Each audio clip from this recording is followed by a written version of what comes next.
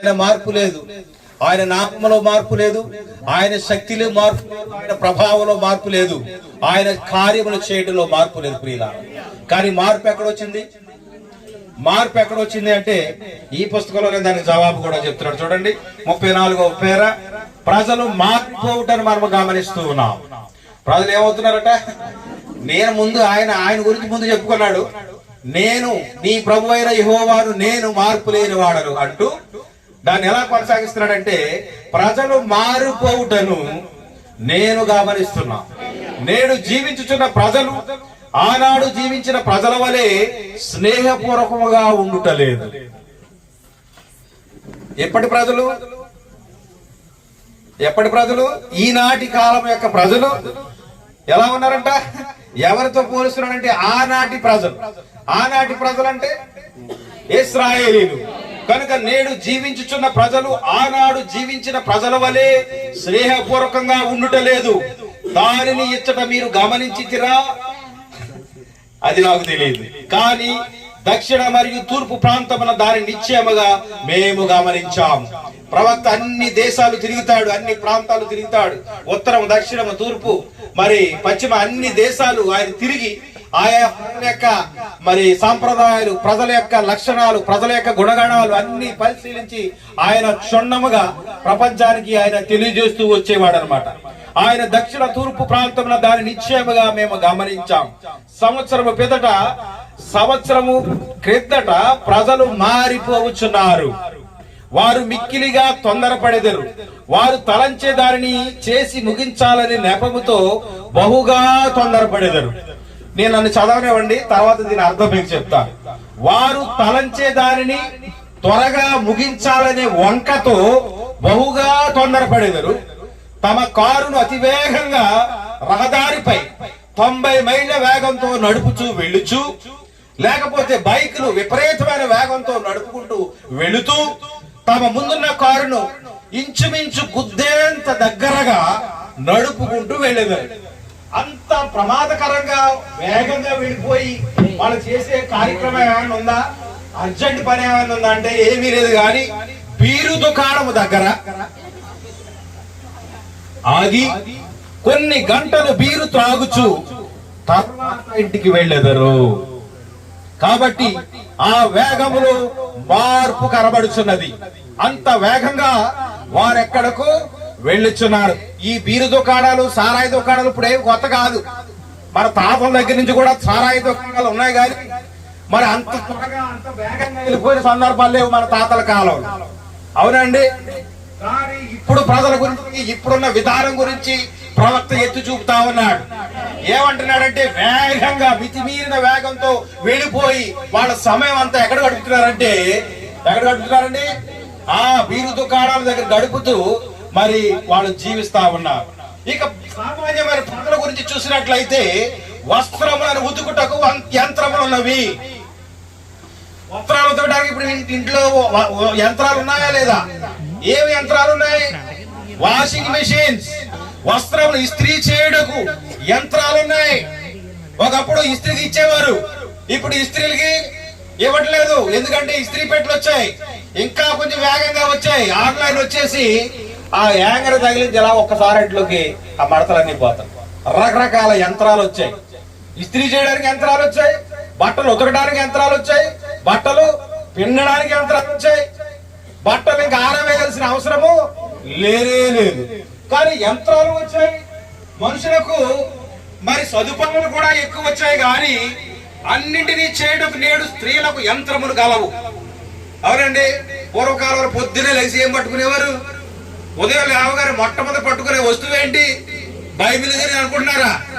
చీపురి. కానీ ఇప్పుడు ఆ చీపురు కూడా ముట్టుకోవాల్సిన అవసరం లేదు. వాక్యూమ్ క్లీనర్స్ వచ్చాయి. అవునా? కనుక అయినప్పటికీ ఈ స్త్రీలు ప్రార్థన కొరకు వెచ్చించవలసినంత సమయమును వారు ప్రార్థనలో గడపలేకపోవుట మీరు గమనించగలరు. మరి సదుపాయాలు ఎక్కువైనప్పుడు మనకి ఏం రావాలి? సమయం ఎక్కువ రావాలి, అంతేనా? కానీ ఇప్పుడు సమయం ఆ పూర్వకాలం అందే బెటరేమో అనిపిస్తా ఉంది. అన్ని పనులు చేసుకుని సామెతల్లో రాసినట్టుగా ఆమె పెందల గడే లేచి తన ఇంటి వారందరి కొరకు ఏం చేస్తుందంట? ఆహారమును సిద్ధపరిచి, దేవుని నామమున మహిమ కలుగునుగా, భర్తను ఆఫీసుకు పంపించి, పిల్లలను స్కూళ్ళకు పంపించి, ఆ ఇల్లునంతని శుభ్రం చేసుకుని, వాళ్ళు వచ్చేసరికి ఆహారం సిద్ధపరిచి, శుభ్రంగా స్నానం చేసి, మంచి వస్త్రాలు కట్టుకుని ప్రార్థనలో గడిపేవారు. అంతేనా? మన పితరుల గురించి చెప్తున్నాను. కానీ మనం ఇప్పుడు ఏం చేస్తున్నాం? పిల్లలు గాని భర్త గాని ఇంకా గడప దాటకుండానే ఫోన్ పట్టు కూర్చుంటున్నాం. అవునా? ఈ ఫోను ఎంత భయంకరంగా తయారైందంటే మనుషుల యొక్క సమయాన్ని, మనుషుల యొక్క ఆరోగ్యాన్ని కూడా ఈ ఫోను తినేస్తా ఉంది. ఎంత భయంకరం ఒకసారి గమనించండి. ప్రవక్త ఒక స్త్రీ గురించి ఈ వర్తమానంలో చెప్తున్నారు. ఆ స్త్రీ ఎవరంటే సుసన్నా వెస్లీ. చూడండి, సుసన్నా వెస్లీ, ఆమెకు 17 మంది పిల్లలు.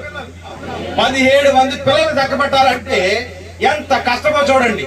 అంత కష్టపడి వాళ్ళని సాకి, వాళ్ళకి శుద్ధి చేసి, వాళ్ళు తయారు చేసి, స్కూళ్ళకు పంపించి, ఇంతవరకు మనం ఏం మాట్లాడుకున్నామో అవన్నీ ఆమె చేసి చివరిగా ఏం చేసిందో తెలుసా? 2 లేక 3 గంటలు కూర్చోబెట్టి వారితో కలిసి ప్రార్థించును. ఆమె ద్వారా అంటే ఆమె ప్రార్థన ద్వారా ఈ లోకానికి ఆమె ఒక వీరుణ్ణి, ఒక విశ్వాస వీరుణ్ణి ఆమె అందించింది. ఆయన ఎవరంటే జాన్ వెస్లీ. జాన్ వెస్లీ ఎవరు అనుకుంటున్నారు? జాన్ వెస్లీ ఎవరా చెప్పండి? ఏ వర్తమానికుడు? మార్టిన్ లూథర్ తర్వాత వచ్చిన వెస్లీ గారే. ఆమె తల్లే ఈ సూసన్న. మొట్టమొదటి లూథర్ లో నుంచి ఎవరు వచ్చారు? వెస్లీ వచ్చాడు. అనగా బాప్టిస్టు కాలానికి, బాప్టిస్టు సంఘానికి మూల పితరుడైన, విశ్వాస వీరుడైన ఆ జాన్ వెస్లీని ఎవరు సిద్ధపరిచారో తెలుసా? తల్లి అయిన సూసన్న తయారు చేసింది. ఎలా తయారు చేసింది? ఆమె ప్రార్థించింది. ఆమె ఎలా ప్రార్థించాలో బిడ్డలకు నేర్పించింది. తమ వద్దే కూర్చోబెట్టుకుని ఈ కాలం యొక్క ప్రజల గురించి ప్రవక్త మాట్లాడుతా ఉన్నారు. కానీ ప్రస్తుత కాలంలో ఉన్న ప్రజలందరూ కూడా ప్రార్థన మానేశారు. కనుక మనము ప్రార్థించకుండా మన సమయాన్ని అంతటి, మన ఇంట్లో సదుపాయాలు ఉన్నప్పటికీ పొలలో, ఇదివరకు పొలలో ఏరుకొచ్చి కొట్టి పొయ్యిలో పెట్టి అన్నం వండేవారు. ఇప్పుడు బాగుందా? ప్లగ్ లో పెట్టి స్విచ్ చేస్తే చాలు, ఇంక నువ్వు కట్టక్కర్లేదు, అదే ఆటోమేటిక్ గా కట్ అయిపోతాయి. అవునా? ఇంక తినేటప్పుడు తెచ్చుకోవటమే. ఇన్ని సదుపాయాలు ఉన్నా గానీ మనకు మిగిలిన ఈ సమయాన్ని దేవుని కొరకు మనం వెచ్చించలేకపోతున్నాం. ఇది మన బలహీనత. దేవుని యొక్క వాక్యాన్ని మనం జారించుకున్నాం. మన కుటుంబంలోకి శోధన, మన గ్రామంలోకి శోధన, మన జీవితంలోకి శోధన రావడానికి కారణం ఏంటంటే మన జీవితంలో ప్రార్థన లేకపోవడం. ఎన్నోసార్లు చెప్పుకున్నా, మరొకసారి కూడా చెప్తున్నాను, ప్రార్థన అత్యంత శక్తివంతమైన ఆయుధం అని తెలిసినప్పటికీ మనం ఆ కార్యాన్ని చేయలేకపోవడం. మన ఆదివారం 2 స్త్రీల గురించి మీకు చెప్పాను. ఆ మూసే తన తల్లి ఆ ఐగుప్తు దేశంలో ఆ బిడ్డను పెంచుతూ ఏమి నేర్పిందో తెలుసా?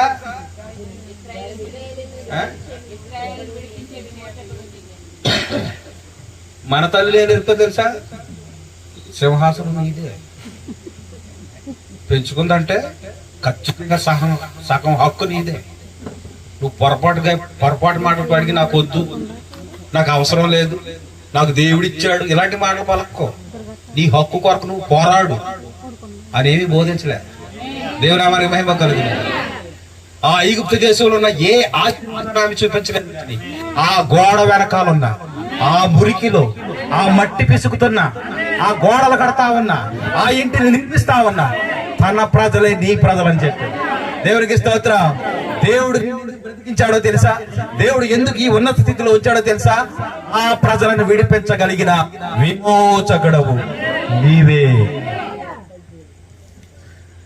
తల్లులారా, మీ బిడ్డలకు మీరు నేర్పించవలసినవి ఇలాంటి ఉన్నతమైన విలువైన విషయాలు బిడ్డలకు నేర్పాలి. ఎవరైనా చుట్టాలు మన ఇంటికి వచ్చారా? పెద్దోడు పర్వాలేదు కానండి, చిన్నోడు ఆడికి ఎందుకో చదువు అవ్వలేదండి, ఆడు ఎండనుకుంటారు, మీరు ఎంటుంటాడు, ఆడికి కొంచెం తక్కువ అండి బుర్ర. అంట్లో నాకు బుర్ర తక్కువ కాబట్టి బుర్ర తక్కువ లాగే జీవిస్తాడు. తల్లులారా, మీ బిడ్డలకు ఉన్నతమైన విలువలను మీరు నేర్పించాలి. నువ్వు దేంట్లోనూ తక్కువ కాదు, నువ్వు దేంట్లోనూ చిన్నవాడవు కాదు. ఆ తల్లి చెప్పిన ప్రతి మాట తన నరాల్లోనూ ఎక్కించుకున్నాడు. దేవునికి స్తోత్రం. అతడు ఒక సమయం వచ్చేసరికి, లేదా ఒక వయసు వచ్చేసరికి, అనగా 30-40 సంవత్సరాల మధ్యలో అతని యొక్క ఆలోచన ఎలా ఉన్నా తెలుసా? ఈ ప్రజలను విడిపించగలిగిన ఆ వీరుని యోధుడను నేనే. ఎక్కడొచ్చింది? అందుకే బాలుడు నడవవలసిన త్రోవను వానికి నేర్పు. దేవునికి స్తోత్రం. ఏనాటికైనా ఆ బోధే వాడిని తిరిగి తన స్థానంలో నిలబెడుతుంది. మరొక స్త్రీని మనం జ్ఞాపకం చేసుకుందాం. మరియమ్మకు దేవదూత ప్రత్యక్షమైంది. మరి అమ్రామ్కి ఈవిడికి ఎవరు నేర్పారు? ఎవరు చెప్పారు? మోషే తల్లికి ఎవరు నేర్పారు? యాకబేదు. ఆవిడికి ఎవరు చెప్పారు? ఆమెకు దేవుని యొక్క ప్రత్యక్షత. ఖచ్చితంగా ఇజ్రాయెల్ని విడిపించే విమోచకుడు నా కడుపునే పుడతాడు. హల్లెలూయా. వాక్యం గర్భం ధరించడం అనే మాట ఎప్పుడైనా విన్నారా? ఈ వర్తమాన కాలం వర్తమాన బోధకులు ఎక్కువగా చెప్తా ఉంటారు, వాక్య గర్భం ధరించాలి. వాక్య గర్భాన్ని ఎవరు ధరిస్తారంటే వధువు ధరిస్తారు. దేవునికి స్తోత్రం. కనుక ఏమి ధరిపిస్తుందంటే వాక్యమే. యాకబేదు దేవుని యొక్క ఆత్మావేశంతో నిండుకొని తన ప్రార్థన దేవారాత్రులు వాళ్ళు ప్రార్థించారు. మనం ఎంతో విపులంగా సంఘంలో నేర్చుకుంటా ఉన్నాం. ఎలాగూ అంటే ఆమె మొర పెట్టడానికి ఓపిక లేక, హల్లెలూయా, ప్రార్థించడానికి శక్తి లేక, మోకరించే అవకాశమే లేక వాళ్ళు మూలిగారని దేవుని యొక్క వాక్యం చెప్తాం. ఈవేళ సంఘంలో గాని, ఈవేళ క్రైస్తవ జీవితాల్లో గాని ఏడ్పు లేదు, వేదన లేదు, మొర పెట్టడం లేదు, ప్రార్థించడం అంతకంటే లేదు. ఇంకా ఆశీర్వాదం ఎక్కడ వస్తుంది? ఆ తల్లి ప్రార్థించి తన గర్భములో ఒక వాక్యాన్ని కలిగి, ఆ వాక్య ప్రత్యక్షత ఎరిగి, ఆ విమోచకుడు ఎక్కడి నుంచో రాడు గాని దేవునికి స్తోత్రం, నా కడుపులోంచే రావాలి. దేవునామానికి మహిమ కలుగు. అందుకే యాకబేదు తన కుమారుని చంపలేదు. ఆ దేశంలో శాసనం ఉన్నప్పటికీ 2 ఏళ్ల నడుమ ప్రతి చంటి బిడ్డని తీసుకువెళ్లి ఆ నైల్ నదిలో పడవేయాలని కఠినమైన శాసనం ఉన్నప్పటికీ ఆమె ఆ శాసనాన్ని ధిక్కరించి తన బిడ్డను పెంచడానికి గల కారణం ఏంటో తెలుసా? దేవుడు ఈ ప్రజలను విమోచించడానికి రాబోయే విమోచకుడు నా బిడ్డ అయి ఉండాలి. అలాంటి ప్రత్యక్షత తన భక్తి ఆమెకి ప్రత్యక్షతనిచ్చింది. దేవునికి స్తోత్రం. ఇక్కడ ఈ మరియమ్మకైతే దేవదూత దిగి వచ్చి సమస్తాన్ని తెలియజేసింది. నీవు పరిశుద్ధాత్మ వలన గర్భం ధరిస్తావు, ఆ పుట్టబోయే బిడ్డ ఎలా పుడతాడో నేను వేరే చెప్పనవసరం లేదు, నీవే చూస్తావు అనగానే ఆ క్షణం నుంచి మోకరించింది. హల్లెలూయా. దేవుని యొక్క ప్రణాళికలో ఉన్న బిడ్డ, దేవుని యొక్క సంకల్పంలో ఉన్న బిడ్డ నా గర్భంలో పుట్టాలి. కనుక ఆ బిడ్డ కొరకు నేను ప్రార్థించాలి. యేసు ప్రభువుని కన్నది. హల్లెలూయా. కని వదిలిపెట్టలేదు. మనం ఏం చేస్తాం? పోనిచ్చేసి ఇల్లు ఆడుకోరంటున్నాం. కానీ మరి అలా కాదు. ఈ బిడ్డ ఎలాంటి వాడు, ఈ బిడ్డ ఎట్టివాడు, దేవుని మహిమ కలుగునుగా. ప్రతి అడుగున ఆ బిడ్డ గమనాన్ని పరిశీలిస్తా ఉంది. ఆ బిడ్డ ఎదిగి పెద్దవాడై కానా అనే పెళ్లి విధికి అమ్మ కూడా వెళ్ళాడు. హల్లెలూయా. ఆ బిడ్డ ఎలాంటి వాడు, ఏం చేస్తాడో, ఏ విధంగా జీవిస్తాడో సమస్త ఆమెకు ఒక ప్రత్యక్షత ఇవ్వబడింది. కనుక ఆమెలో ఉన్న తృష్ణ, వాక్య తృష్ణ ఉంటే మనల్ని ఎవడ ఆపలేదండి. దేవునికి స్తోత్రం. ఆ సంకల్పం ఆమెలో ఉంది కాబట్టి ఆ పెళ్లిలో ఆమె కుదురు కూర్చోలేకపోతుంది. ఈ సమయంలో నా కుమారుడు ఏదైనా కార్యము చేయాలి, ప్రజలందరూ కూడా నా కుమారుడిని చూడాలి. దేవుని మహిమ కలుగు. మీ బిడ్డల పట్ల మీకు ఆశ ఉందా? సంఘములో నా కొడుకు వాయిద్యాలు వాయించాలి, సంఘములో నా కుమార్తె మిరియాము వలె పాటలు పాడాలని ఆసక్తి మీకు ఉన్నదా? ఉంటే మీరు ప్రార్థిస్తారు, దానిని మీరు కలగా కంటారు. ఆ కళనే మీ జీవితంలో మీరు నిజం చేసుకుంటారు. అదే మీ బిడ్డలకు నేర్పిస్తారు. యెహోవా యందలి భయభక్తులు కలిగి ఉంటాయి. ఎక్కడ నేర్చుకోవాలి? అందుకే ప్రవక్త 5వ సువార్త తల్లికి అంత బాధ్యత ఇచ్చాడు. చూసారా? పరిగెత్తుకుని పోయింది. నా కుమారుడా, నువ్వు ఏదైనా కార్యం చేస్తే ఐ వాంట్ టు సీ, నేను చూడాలనుకుంటున్నా. అంతేనా? ఈయన గాలి తీసేసాడు. నా సమయం ఇంకా రాలేదమ్మా, ఎందుకు కంగారు పడిపోతావు, కాలు గాలి పిల్లకి ఎందుకు పరిగెడతాను, అవునా? మరి మనం ఏం చేస్తున్నాం అమ్మా? ఏదైనా చెప్పమ్మా నీ కొడుకు. అసిస్టర్ మరి అమ్మ సర్వేశ్వరుని యొక్క మాత పాపాత్ములను మా కొరకు వేడుకో తల్లి. ఆమె మా ఆయన్ని వేడుకుంది, వింటున్నారా? ఆమె మా ఆయన వేడుకుంది, అయ్యా నువ్వు ఏదైనా కార్యం చేయి, ఎందుకంటే నీ పట్ల నాకున్న ప్రత్యక్షత నేను చూడాలనుకుంటున్నాను, ఏమైనా కార్యం చేయి. ఆయన అలాగన్నా ఆమె ఆగలేదు, తెరవరకు వెళ్ళి వాళ్ళందరినీ పిలిచింది. ఆయన మీతో చెప్పినది దేవునికి స్తోత్రం. ఏం చెప్పాడు ఆయన? 6 బాణాలు ఉన్నాయి అక్కడ, వాటిని నీటితో నింపండి. దేవునికి స్తోత్రం. ఈ 6 రాతి బాణాలు ఏంటో తెలుసా? ఈ 6 సంఘకాలాలు. దేవుని వారికి భయభక్తులు గురుగా ఈ 6 సంఘకాలాలు గుండా ప్రకటించబడిన వాక్యము అది నీలో మాత్రమే ఉన్నది. ఈ 7వ సంఘకాలం ఆ యొక్క బాణ ద్రాక్షరసముగా మారాలి. దేవుని వారి మహిమ కలుగునుగా. ఆ కార్యము కొరకు ఆమె ఎదురు చూస్తా ఉంది. ఎంతమందికి తెలుసా విషయం? దేవుని వారి మహిమ కలుగునుగా. అందుకే ఆమె కాగిపోలేదు, కానీ అయ్యా ఆయన మీతో చెప్పినది చేయుడి. సిద్ధమా? సిద్ధమంటమా లేదా? ఎలక్షన్ కాదండి. సిద్ధమా? దేని కొరకు? మీ బాణలను వాక్యముతో నింపుటకు. మన బాణలు బిర్యానీలతో, చికెన్ ముక్కలతో నింపేసి ఇంకో గ్యాస్ తెచ్చుకొని ప్రయాసపడుతున్నాం. నీ హృదయమును, హల్లెలూయా, నీ హృదయమును జీవధారలు మన హృదయం నిండా వాక్యము నింపుకున్నప్పుడు వెనకాల ఎవరికి కనపట్లేదు. మన బాణాలు దేంతో నింపాలి తెలుసా? వాక్యం. అంతటితో కాదు, కానీ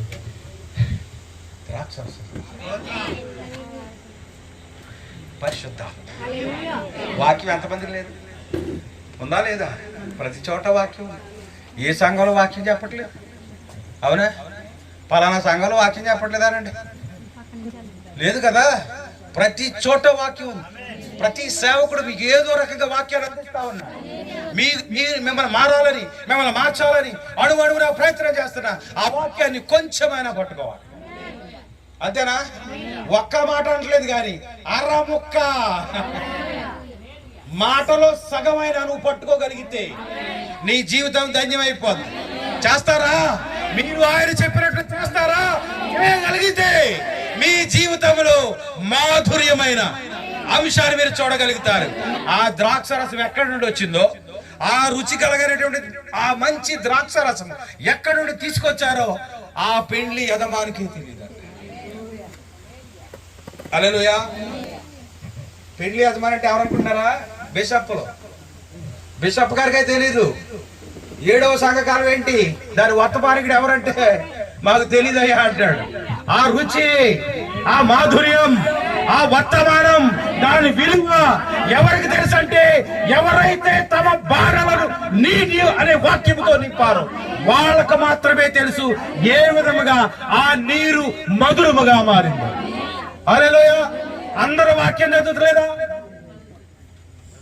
అందరూ ఈ గ్రంథమే కదా చదువుతున్నారు. కానీ అందరికీ ఒక రకంగా ఉంటే ఇది నీకు మాధుర్యంగా ఉంది. అందుకే ఇక్కడ పరిగెట్టుకొస్తున్నాం మనం. ఎక్కడ వాక్యం ఉంటే అక్కడ పరిగెత్తుకొస్తున్నాం. అందుకే వాక్యం ఉందంటే ఎక్కడ ఆహారం ఉండును పక్షి రోజులు అక్కడ పోగవుతాయి. దేవునికి స్తోత్రం. ఏంటి ఆహారం అంటే? ఇదిగో వాక్యమై ఉన్నది. దేవునికి స్తోత్రం. చాలా మందికి ఆ వాక్యం అర్థం సరిగా తెలియకపోవచ్చు. మళ్ళా ఒకసారి చెప్తాడు, వినండి. మళ్ళా చెప్తున్నాడు అనుకోవద్దు. లోకంలో సామెత అంటారు, పీనుగ ఎక్కడ ఉంటుందో గద్దలు అక్కడే ఉంటాయి. దేవునికి స్తోత్రం. చాలా మంది పద్యమ తప్పంటారు, కానీ కరెక్టే.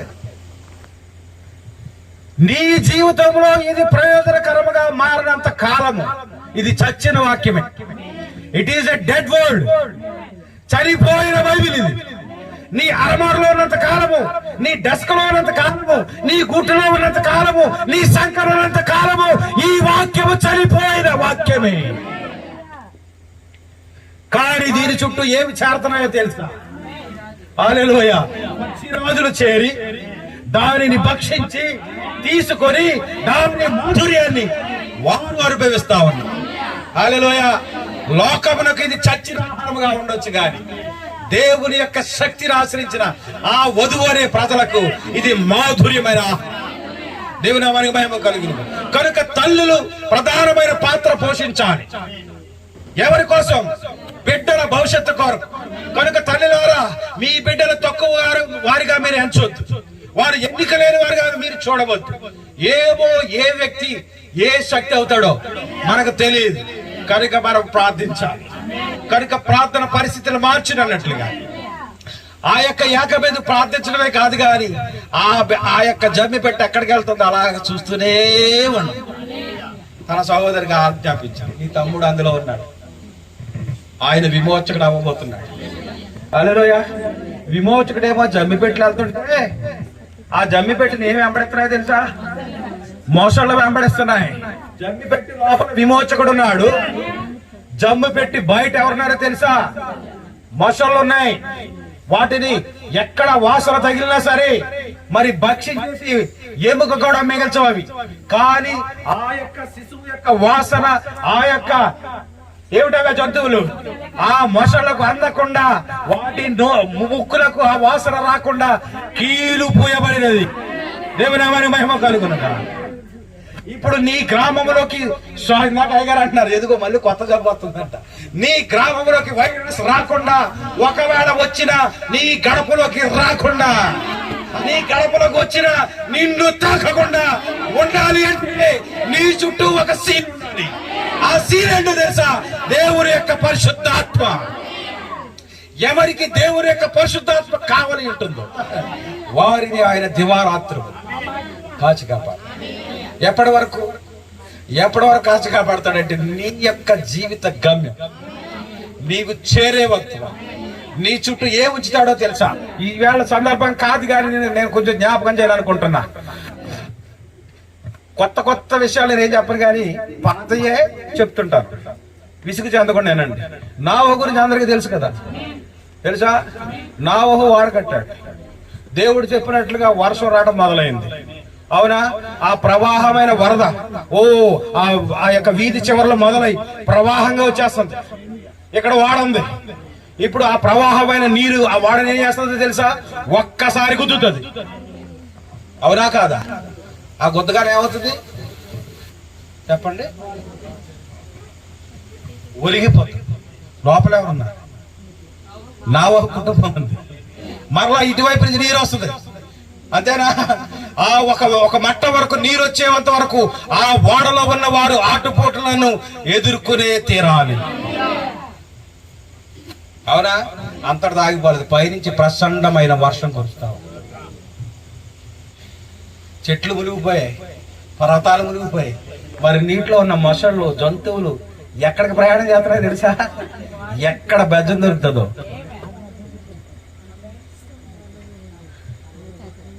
అందులో దూరిపోతాడు. కానీ దేవుడే దాని ద్వారం మూసాడని వాక్యం రాదు. దేవునికి స్తోత్రం.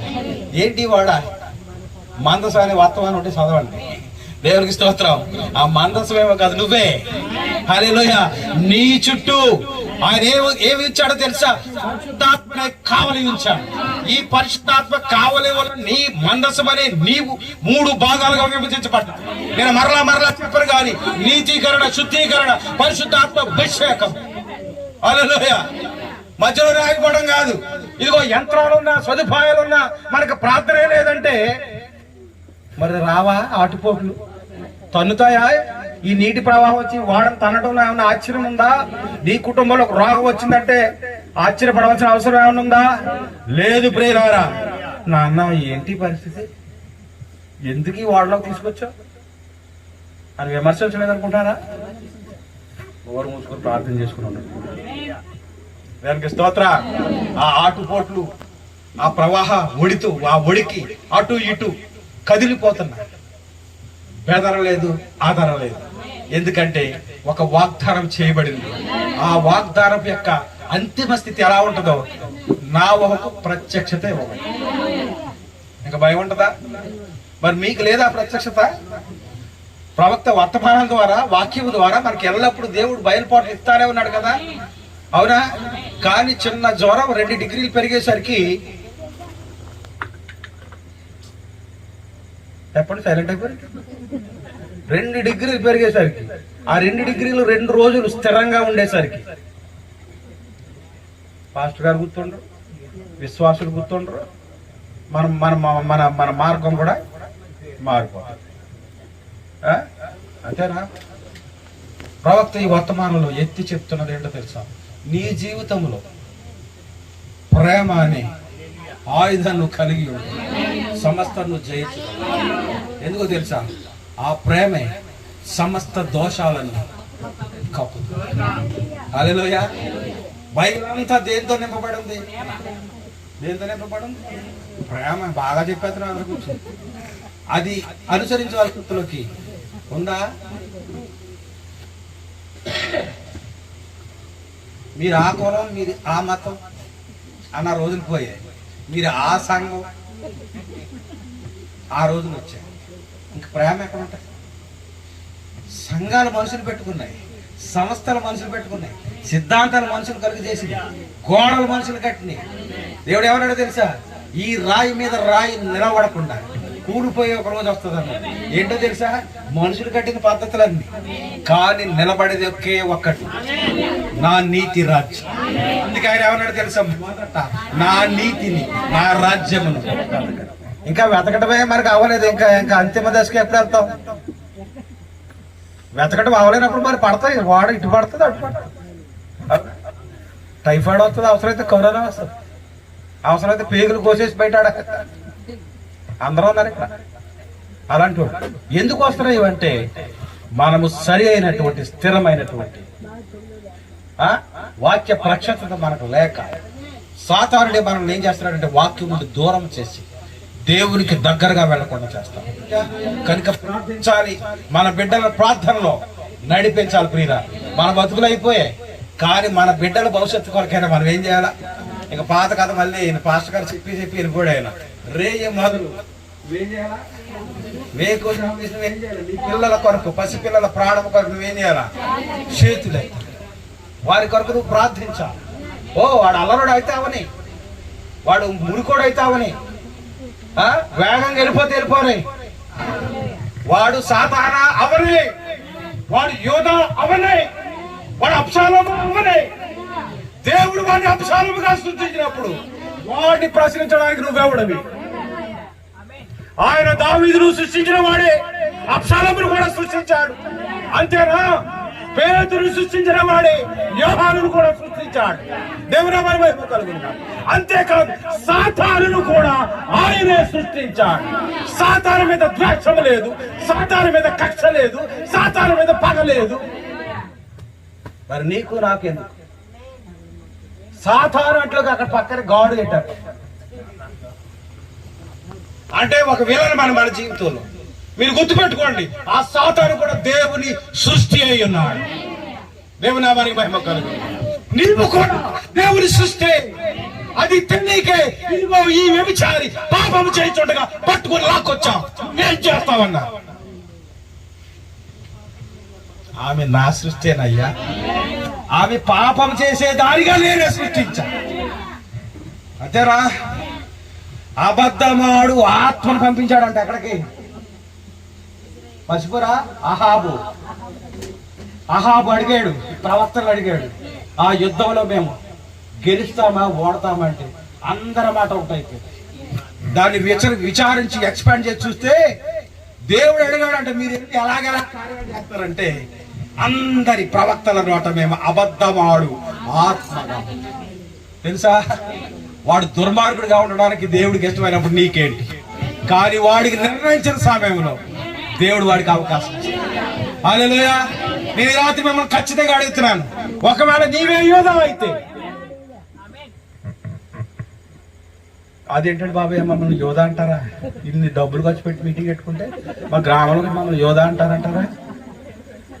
వచ్చేస్తుందా? నువ్వే యోధ అనే పదం మనం పెట్టుకుంటారు. ఎవరైనా యోధ పెట్టుకున్నారు ఇక్కడ? ఎవరైనా అబ్రహాం మోజెస్ పెట్టేసుకుంటారు. యోధాలని ఎవరు పెట్టుకుంటారు? పెట్టుకోరు కదా. మరి యోధా లేకపోతే ప్రభుని ఎవరు అప్పగించాడమ్మా?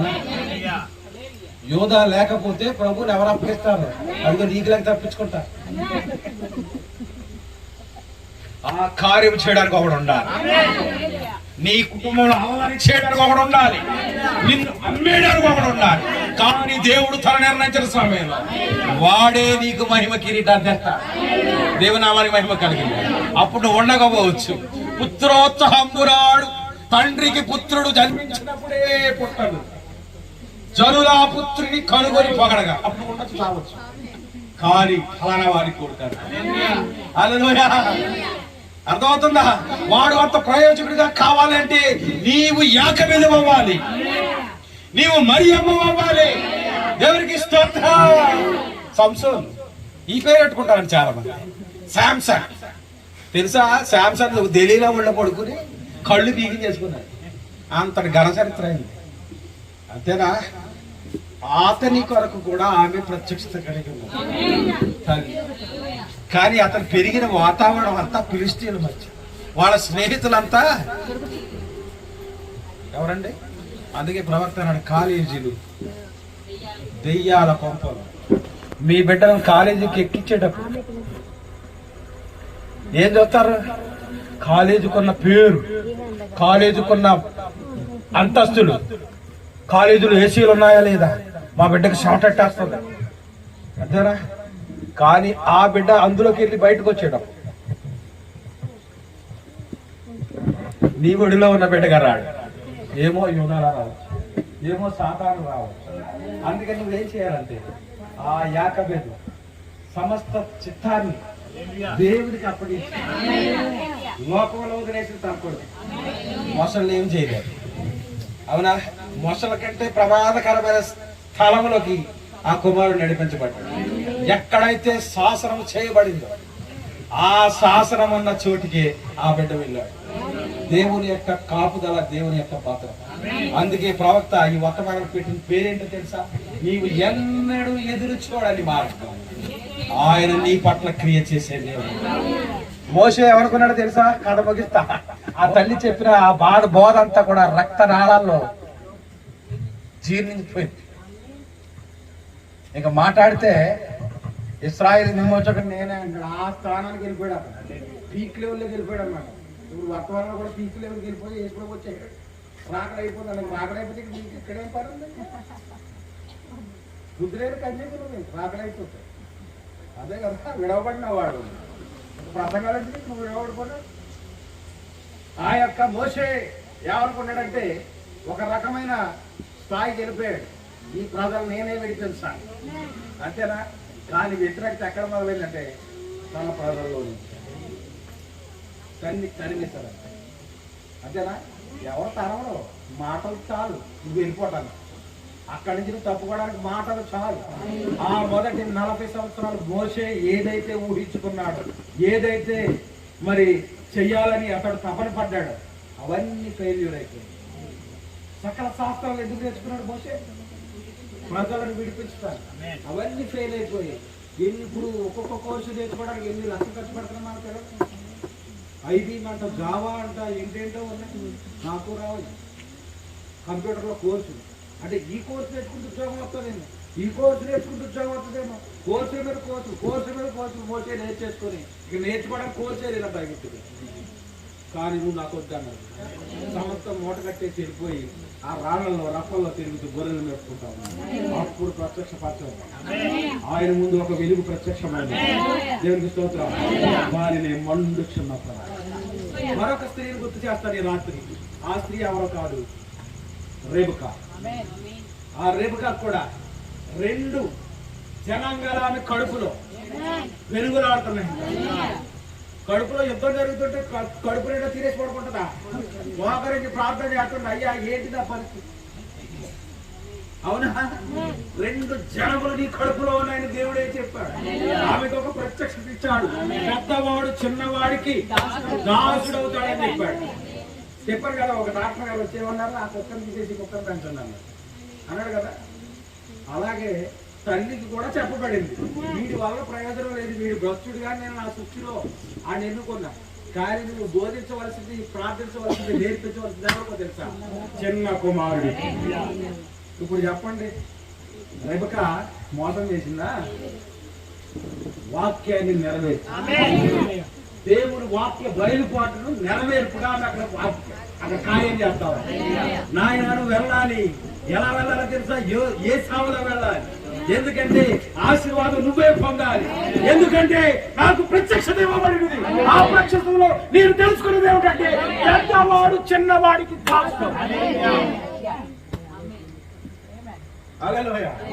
ఓ కర్ణి రాగేసి అంటాం కాదు వాక్యం.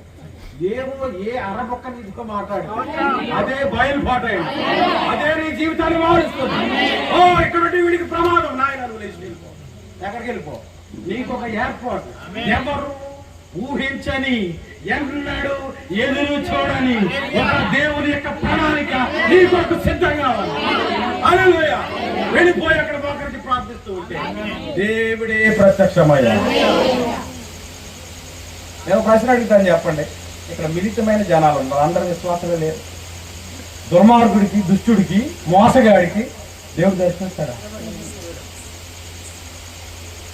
యాకోబుకి మనిషి కుమారుడు ఆ నిచ్చెనకు చివర ఆ సింహాసనాసురుడై ఉండగా దేవదూతలు ఎక్కుచూసి నిత్యముగా దేవుడు ఇక్కడ ఉన్నా. హల్లెలూయా. ఇదిగో నేను వెళ్ళు స్థలములు, ప్రతి స్థలములు నాకు తోడుగా ఉంది. నన్ను కాపాడని ఎడల, తిరిగి ఆహారమును ధరించుకున్నట్టు వస్త్రమును నీవు నాకు ఇచ్చిన ఎడల నీవు నాకు దేవుడు అయ్యింది. హల్లెలూయా. జీవితం గలిబిలి, పడవ ఇటు పడుతుంది అటు పడుతుంది, లెగాలి. ఎందుకు లెగాలంటే నువ్వు మోకరించే నీకు కష్టాలు వస్తూనే ఉంటాయి. దేవుడికి స్తోత్రం. ఆ మోకాళ్ళు ఎక్కడికి నేర్పిస్తా అంటే పరిపూర్ణతలు. దేవుడు మరి మహిమతాడు.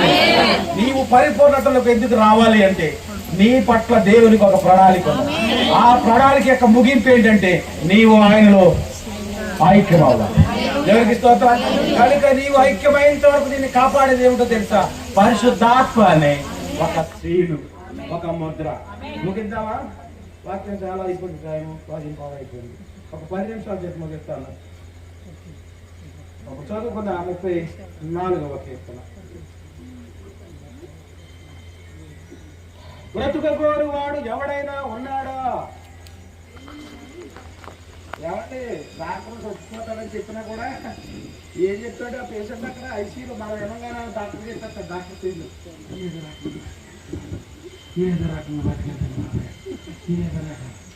అంటారా లేదా? సాగు ఏర్పడుతున్నా మనకి ఏంటి ఆశ? ఇదిగో వాక్యం చెప్తుంది, బ్రతుకగోరు వాడు ఎవడైనా ఉంటే డాక్టర్ చెవిలో కాదు చెప్పడం, నువ్వు మేలు నుంచు అనేక జనములు బ్రతుకగోరు వాడు ఎవడైనా ఉన్నాడా? లోకంలో సాగుతుంది కుక్కలాగా ఉందని బతికి కంటే అంతేనా సాగుతుంది. ఎందుకు ప్రతిసారి తన్నించుకోవటం? ఆ పొయ్యిలో తొమ్మిన ప్రయాణంలో ఉదంతాడు అనుకుంటారు, మళ్ళీ సాయంత్రం అలాగే 100 ఏళ్ళు బతికితే ఏంటి ప్రయోజనం? సింహంలాగా 4 రోజులు బతికి చచ్చిపోయిన పర్వాలేదు. చూడండి, మేలు మనం బ్రతికి 100 ఏళ్ళు బతికితే ఏంటి? ఏడుపు కొట్టు గెంజి కూడలేగా, దాంతో ఏమైనా ప్రయోజనం ఉందా? మేలు నందుచు అనేక దినములు, అంటే మనకు బ్రతుకు దినములన్నిటి మన జీవితంలో ఏముండాలంటే మేలు. మేలు అనగా ఆశీర్వాదం, ఆశీర్వాదం అనగా దీవెన, దీవెన అనగా మంచి. దేవునికి స్తోత్రం. అది నిర్గమకాండంలో అంటున్నాడు, భూమి మీద నీవు దీర్ఘాయుష్మంతుడు. ఈవేళ ఒక పాస్టర్ తీసుకొచ్చారు ఆసుపత్రికి, 23 సంవత్సరాల అబ్బాయి లేవర్ పాడైపోయింది. ఏంటి 23 సంవత్సరాలకి? జీవితంలో ఆశీర్వాదం ఉందా? భూమి మీద నీవు దీర్ఘాయుష్మంతుడు బతకాలంటే ఏం చేయాలో తెలుసా? నీ తల్లిని తండ్రిని సన్మానించాలి.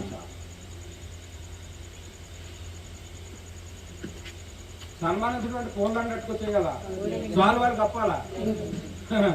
ఏం చేయాలి మరి? వాళ్ళకి ఆయాసకరంగా బతకూడదు. వాళ్ళకి మంచి పేరు కాకపోతే పర్లేదు, కానీ వాళ్ళ ఈ వీధిలోకి ఏడ్చకుండా, అంతేనా?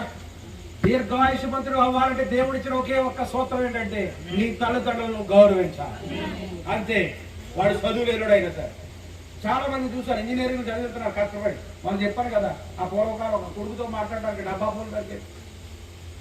ఆడేమో అయిపోయింది 3 నిమిషాలు అయిపోయిందని చెప్పి డబ్బులు లాగేసుకున్నాడు. మాట్లాడకపోయినా సరే నాకేం తెలిసి మా బాబా మొక్క కూడా మాట్లాడలేదు నా కొడుకుతో. ఇంకొకసారి కలుపు బాబా అని అక్కడ పడపెట్టుకున్న మళ్ళీ ఇంకో 30 రూపాయలు తీసిచ్చి అవతల సమాధానం చేశా తర్వాత మాట్లాడతాను. ఈ పూర చదువుకున్న తర్వాత మాట్లాడడానికి డబ్బా పూర్ణకి ఎన్ని మైళ్ళు నడిచొచ్చాడో తెలియదు. తల్లిదండ్రులు అంత కష్టపడి ప్రయాసపడి మిమ్మల్ని పెంచుతున్నారు, పోషిస్తా ఉన్నారు. కానీ నువ్వు పెరిగి పెద్దవాడు అయినప్పుడు నీ తల్లిదండ్రులు నువ్వు గౌరవిస్తున్నావా? ఈ నెల మా బామ్మది పెళ్లి, మా ఆవిడ పెద్ద ఖర్చు పెట్టింది కానీ ఈ నెల ఏం పంపట్లేదు నాన్న. ఆ ఫోన్ లేదు మీ బామ్మది పెళ్లి కట్టండి. మళ్ళీ నెల మా ఆవిడ పచ్చారా పుట్టినరోజు వచ్చింది, మరి ఏం చేయాలి? ఫోన్గా బాబా అలాగ అన్నిటిలో తట్టుకునేవాడు తాట్టుకునేవాడు ఎవడో తెలుసా తండ్రి.